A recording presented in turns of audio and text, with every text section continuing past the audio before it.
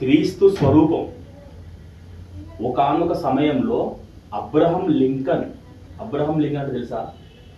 ఆయన అమెరికా అధ్యక్షుడు. ఇప్పుడు అమెరికా అధ్యక్షుడు ఎవరు? డొనాల్డ్ ట్రంప్ కదా. అంతకుముందు బైడెన్ ఉండే, అంతకుముందు ట్రంప్ ఉండే. అయితే అమెరికా అధ్యక్షుడు ఒకప్పుడు ఎవరు ఉండే? అబ్రహం లింకన్ ఉండే అమెరికా అధ్యక్షుడు. అయితే ఆయన అధ్యక్షుడు ఉన్న టైంలో తాను రాజకీయాలలో ప్రవేశించినప్పుడు అతను చేసే ప్రతి పనిని విమర్శిస్తూ ఒక వ్యక్తి ఉండేటట. ఆ వ్యక్తి అపోజిషన్ పార్టీలో ఆ వ్యక్తి ఉండేవాడు. అతడు ఈ అబ్రహం లింకన్ని ఊకే విమర్శిస్తూ, నిందిస్తూ, నిర్నిమిత్తముగా ద్వేషిస్తూ, హేళన చేస్తూ ఎడ్విన్ స్టాంటన్ అనే వ్యక్తి, ఆ వ్యక్తి పేరు ఏంటి కదా? ఎడ్విన్ స్టాంటన్ అనే వ్యక్తి అబ్రహం లింకన్ను ద్వేషించేటోడట, విమర్శించేటోడట, నిందించేటోడట. అయితే ఈ అబ్రహం లింకన్ని న్యూస్ పేపర్లో బహుగా దూషిస్తూ ఉండేవాడట, అంటే తిడుతూ ఉండేవాడట. ఎట్లా అంటే ఇప్పుడు మన కేసీఆర్ని రేవంత్ రెడ్డి ఊకే తిడుతూ ఉంటాడు చూడు, అట్లా అన్నట్టు, ఆ టైప్ అన్నట్టు. అయితే ఈ అబ్రహం లింకన్ ప్రెసిడెంట్గా ఉంటే ఈ యొక్క ఎడ్విన్ స్టాండర్డ్ అనే వ్యక్తి ఊకే తిడుతూ ఉండేది, ద్వేషిస్తూ ఉండేదట. అంతేకాకుండా గొరిల్లాలను పట్టుకోవాలంటే, గొరిల్లాలంటే తెలుసా? గొరిల్లా పట్టుకోవాలంటే ఆఫ్రికా దేశంలో ఉన్న అడవులకు వెళ్ళవలసిన అవసరం లేదు. అక్కడ ప్రజలు చెప్పేదట, గొరిల్లాలను పట్టుకోవాలనుకుంటే ఎక్కడికో వెళ్ళవలసిన అవసరం లేదు. మన దేశంలోనే మనిషి రూపంలో ఉన్న ఓ గోరిల్లా ఉంది అని అబ్రహం లింకన్ని గోరిల్లాతో పోల్చి బహుహీనపరిచేవారట. ఎవరు? ఈ ఎడ్విన్ స్టాండర్డ్ అనే వ్యక్తి. అబ్రహం లింకన్ అంటే ద్వేషం, అసూయ. ఎట్లా మన ఇప్పుడు రేవంత్ రెడ్డి ఎట్లయితే కేసీఆర్ అంటే ద్వేషం, అసూయ, ఊకే వెళ్ళగలుగుతా ఉంటాడో, సరే మన రాజకీయం వచ్చింది కాబట్టి రాజకీయం గురించి మాట్లాడతాను నేను. అట్లా అయితే అతను ఎన్ని మాటలన్నా కూడా, ఎంత హీనపరిచినా కూడా, ఎంత ద్వేషించినా కూడా ఈ అబ్రహం లింకన్ ఆయన పేరు ఎడ్విన్ స్టాండర్డ్ అనేటైనను ఒక్క మాట కూడా అనలేదట. ఎట్లా ఇప్పుడు రేవంత్ రెడ్డి ఎట్లయితే కేసీఆర్ ఎన్ని మాట అన్నా కూడా కేసీఆర్ ఈ రేవంత్ రెడ్డి ఒక మాట అంటాడా? సేమ్ నాకు ఇది చదువుతాను, నాకు వీలే గుర్తుతాను నాకు. సరే కానీ ఓకే. అయినప్పటికీ అబ్రహం లింకన్ ఇతని విమర్శలకు, ఎత్తి పొడుపు మాటలకు ఎప్పుడూ ప్రతిస్పందించలేదు. ఎప్పుడు ప్రతిస్పందించిండ కేసీఆర్ రేవంత్ రెడ్డి మీద? ఈయన కూడా అమెరికా అధ్యక్షుడు. ఈయన తలుచుకుంటే ఆయనను జైలు వేయచ్చు, ఈయన తలుచుకుంటే ఆయనను శిక్షించవచ్చు, ఈయన తలుచుకుంటే ఆయనను ఏమైనా చేయొచ్చు. ఎవరు? ఈ అబ్రహం లింకన్ అంటేనే. అసలు ఆయన స్టోరీ ఏంటిదంటే, ఆయన చెప్పులు కుట్టే కుటుంబం నుంచి బయటకొచ్చింది. ఈ అబ్రహం లింకన్ అనే స్టోరీ మనం చదివితే నాకు కొంచెం తెలుసు, ఇక్కడ చెప్తాను. వాళ్ళ తండ్రి చెప్పులు కుట్టేటోడు. చెప్పులు కుట్టే వాళ్ళ కొడుకు అబ్రహం లింకన్ మన అమెరికాకు అధ్యక్షుడేడు. అంటే ప్రధానమంత్రి ఇక్కడ అనుకోరాదు. అయితే అబ్రహం లింకన్ ఎప్పుడు కూడా స్పందించలే, ఎన్ని మాటలన్నా కూడా. అబ్రహం లింకన్ అమెరికా దేశపు ప్రెసిడెంట్లా ఎన్నుకొనబడిన తర్వాత అమెరికా దేశానికి యుద్ధ కార్యదర్శి పదవికి ఎవరు సరియైన వ్యక్తి అనే ప్రశ్న వచ్చిందట. ఈ అబ్రహం లింకన్ దాంట్లో ఒక సభ్యుడు, హోంమంత్రి, ఆర్థిక మంత్రి, లెక్క కొన్ని మంత్రిత్వ శాఖలు ఉంటాయి కదా. అట్లా ఈ అబ్రహం లింకన్ అయిన సందర్భంలో ఒక మంత్రి పదవి ఒకరికి ఇవ్వాలి, ఒక వ్యక్తి కావాలి. ఆ మంత్రి పదవి చేయడానికి ఒక వ్యక్తి కావాలి. యుద్ధ కార్యదర్శి అట, అంటే యుద్ధాల గురించి దానికి ఒక మంత్రి అన్నట్టు, కార్యదర్శి ఇక్కడ అనే ప్రశ్న వచ్చినప్పుడు అబ్రహం లింకన్ మరో మాట పలకకుండా మా అన్ననో, మా తమ్మున్నో, మా మామనో, మా సుటపునో, మా బంధువును అని చెప్పలేని. మరి ఎవరు చెప్పిండు? ఈ అబ్రహం లింకన్ అంటేనే. ఎవరైతే ఈ అబ్రహం లింకన్ తిడతాల్లో, ద్వేషిస్తాల్లో, దూషిస్తాల్లో, ఆ గోరిల్లా కావాలంటే ఎక్కడికో పోవాల్సిన అవసరం లేదు, మన దేశంలోనే గోరిల్లా ఉంది అని ఎవరైతే వ్యంగ్యంగా మాట్లాడిండో ఆ ఎడ్విన్ స్టాండర్డ్ అనే వ్యక్తిని ఈ అబ్రహం లింకన్ అంటాడు అమెరికా దేశపు యుద్ధ కార్యదర్శిగా నియమించాలి ఆయనను అని చెప్తానట. అంత ద్వేషించినా, అంత దూషించినా, అంత హేళనగా మాట్లాడినా, అంత ఘోరంగా చేసినా కూడా ఈయన ఏమంటాడు? ఈయన అబ్రహం లింకన్ క్రైస్తవుడు, యేసు ప్రభు నమ్మినోడు. కాబట్టి ఆయన ఏమంటారంటే ఈ పదవికి ఎవరు అర్హులంటే ఎవరైనా నన్ను తిట్టేటాయనే, నన్ను దూషించేటాయనే. ఎందుకు అట్లా ఆయనను తిడతానని అట్లా పెట్టుకోలేదు. ఆయన ద్వేషిస్తాడు దూషిస్తాడు అని చెప్పేసి ఆయనను ఆ యొక్క యుద్ధ కార్యదర్శిగా పెట్టుకోలేదు. ఎందుకు పెట్టుకున్నాడంటే ఆయనకు ఆ క్యారెక్టర్ ఉంది కదా.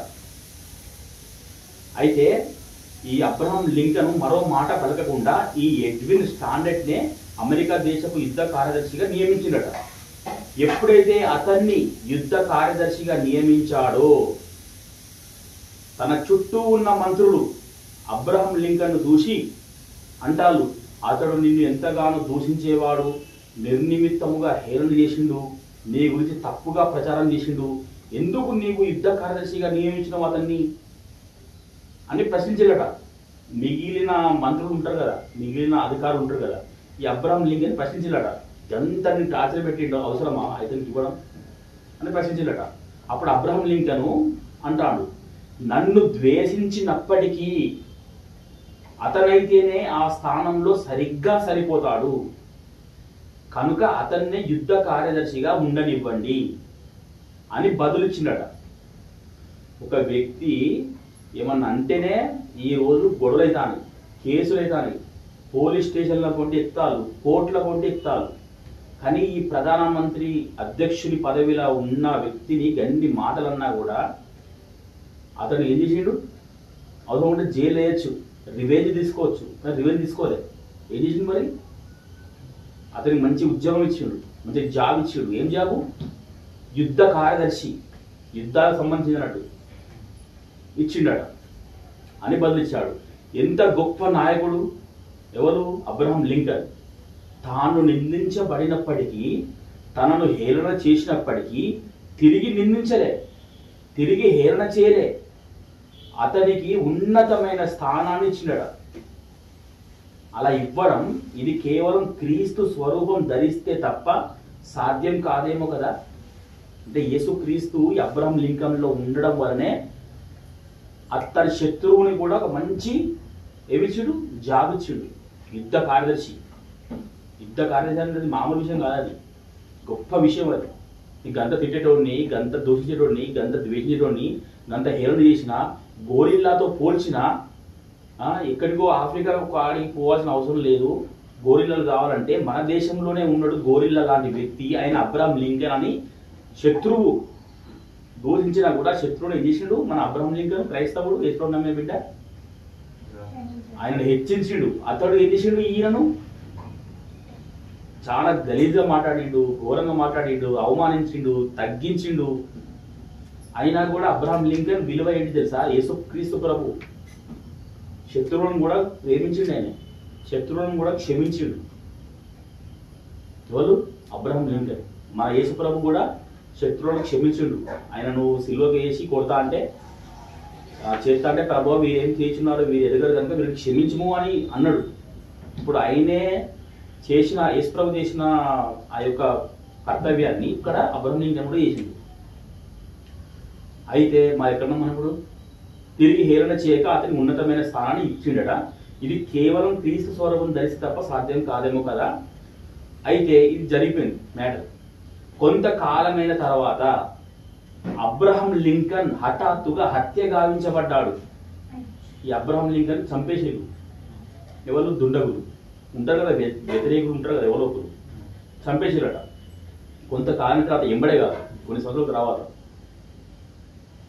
అలా చంపబడిన అబ్రహాం లింకన్ శవాన్ని చూడడానికి పరుగు పరుగున వచ్చిన ఎడ్విన్ స్టాండర్డ్, అదే ఈయన దూషించిన ఆయనే, ఈయన చనిపోయాడని తెలుసుకొని ఊరికే, అంటే ఈయన పదవి తీసుకున్నాడు, పదవిలో ఉన్నాడు, ఆయన పని ఆయన చేసుకుంటాడు. అబ్రహాం లింకన్ కూడా దగ్గర సంబంధాలు ఉన్నాయి, ఆయన ఇద్దరు ప్రేమించుకున్నారు, ఇద్దరు క్షమించుకున్నారు, అయిపోయింది.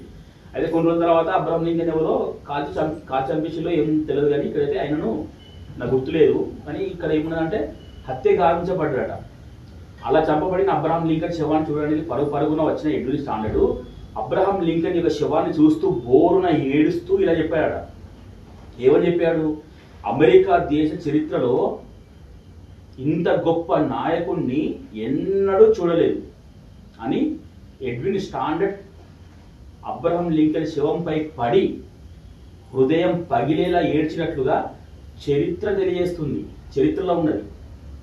అమెరికా చరిత్ర ఉంటుంది, ఇండియా చరిత్ర ఎట్లుంటుందో అమెరికా చరిత్ర కూడా ఉంటుంది. ఆ చరిత్రలో రాసి పెట్టినారట ఏమని, ఈ అబ్రహం లింకన్ చనిపోయినప్పుడు ఈ ఎడ్విన్ రెడ్ ఆయనే తన గుండెల మీద పడి ఏడ్చిండట.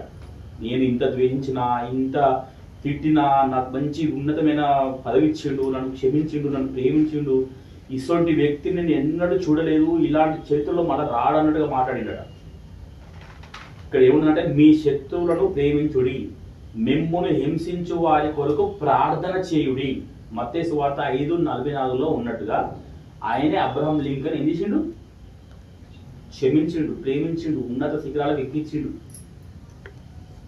అతడు కూడా మారిండు, అతడు కూడా ఇంకెంతమందికి మాదిరేయండు కదా అనే బైబిల్ వాక్యాన్ని కేవలం చదవడం మాత్రమే కాకుండా, మనం బైబిల్ చదివితే చదివినట్టు కాదు, ఇంద్రుడిని ఆచరించాలి. మనం ఆచరించినప్పుడే మనం క్రీస్తు బిడ్డలం, క్రీస్తు శిష్యులం, క్రీస్తు సైనికులం. శత్రువును ఉన్నతమైన స్థానంలో చూడాలని ఆశపడిన అబ్రహం లింకన్ మనకు ఎంతైనా మాదిరి కదా. శత్రువును కూడా ఉన్నతమైన స్థానంలో చూడాలనుకున్నాడు అబ్రహం లింకన్. చూసిండు, పెట్టిండు. ఈయన తలుసుకుంటే ఆయనకు జైలు వేయచ్చు, ఈయన తలుసుకుంటే ఆయనను మొత్తం అది చేయొచ్చు. కానీ ఏమైనా వేసిండా? చేయలే.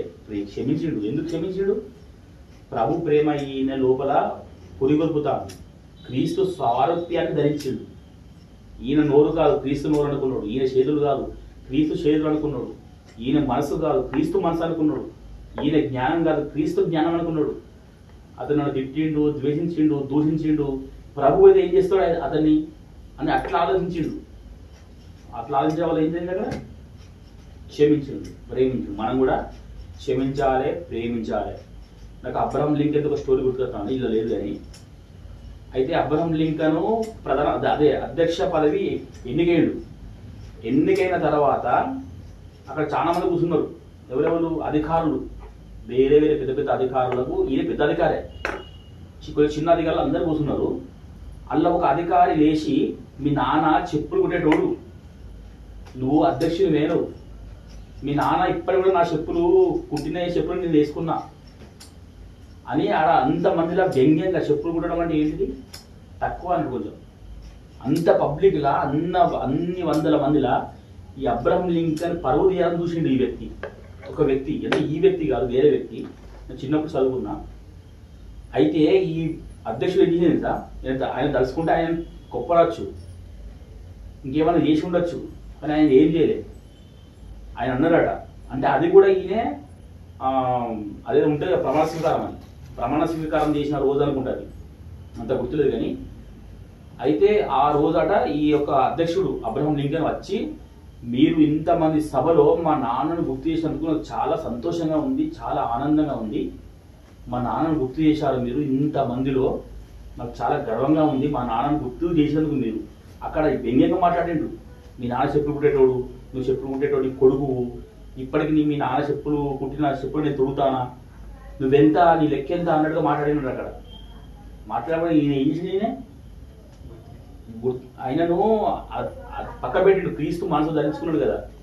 ఇంతమంది సభలో మా నాన్నను మీరు గుర్తు చేసినందుకు మీకు చాలా ధన్యవాదాలు, థ్యాంక్స్ అని చెప్పి మళ్ళీ చెప్పిండు, మీ షూ ఏమైనా ఖరాబ్ అయితే నాకు చెప్పండి, నేను దాన్ని బాగా చేసి ఇస్తాను మీకు. ప్రధానమంత్రి అట్లా మాట్లాడచ్చట్లా? అమెరికా అధ్యక్షుడు అట్లా మాట్లాడచ్చా? ఆయన తగ్గింపు చూడు. అట్లా మనం కూడా తగ్గించుకోవాలి మన జీవితంలో. ఓకేనా? అర్థమైందా? ఓకే, బంద్ కర్. ఆమెన్. Praise lord. హల్లెలూయా.